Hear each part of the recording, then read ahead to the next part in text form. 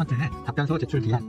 법원은 피고에게 보낸 소장의 안내문에 답변서 제출 기간을 명시해서 보내게 됩니다. 그래서 한 달 이내에 제출하라고 표시가 되어 있습니다. 그런데 답변서 제출 기한의 경우에는 그것을 지키지 않았다고 해서 특별한 불이익이 당장 발생하지는 않습니다. 즉 30일이 지났다고 해서 당장 불이익이 발생하지 않기 때문에 무조건 그 기한을 지키기 위해서 서둘러 제출을 하거나 변호사를 선임할 필요는 없습니다. 두 번째, 무변론 선고기일. 민사소송에서 법원은 피고가 소장을 받은 후 최소 2달에서 3달 이상이 지나도록 답변서를 제출하지 않으면 그때부터 한 달 또는 2달 뒤에 무변론 선고기일한 것을 지정하게 됩니다. 그 이유는 피고가 소장을 받고도 대응하지 않는 것은 원고가 청구한 금액을 100% 인정하는 것으로 간주를 하고 재판도 하지 않고 원고가 청구한 금액 100%를 다 인정해 주는 것입니다. 무변론 선고 후 경우에는 선고 전날까지 피고가 답변서만 제출하면 취소가 되어 변론기일, 즉 재판 기일이 지정이 됩니다. 3번, 조정기일. 소송 중에 법원의 중재하에 합의를 할 수 있는 기일이 지정이 됩니다. 법원의 중재를 하기 때문에 금액만 맞다라고 하면 합의가 되고 소송은 종결이 될 가능성이 높습니다.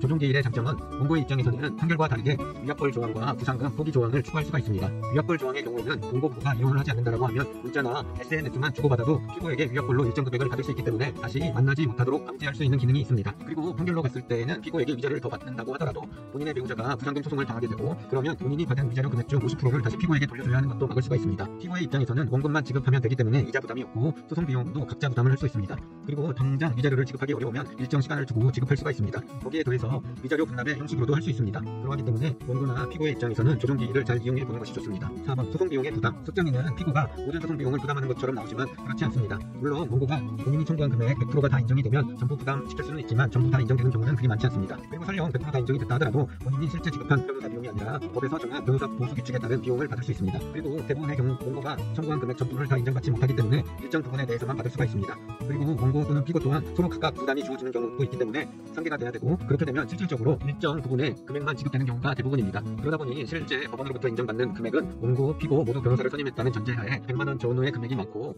또한 원고, 피고 각자 부담으로 나오는 경우도 많기 때문에 비용을 받지 못하는 경우도 많습니다. 그러하기 때문에 피고에게 전액의 변호사 비용을 받을 수 있다는 생각은 하지 말고 들어가야 합니다.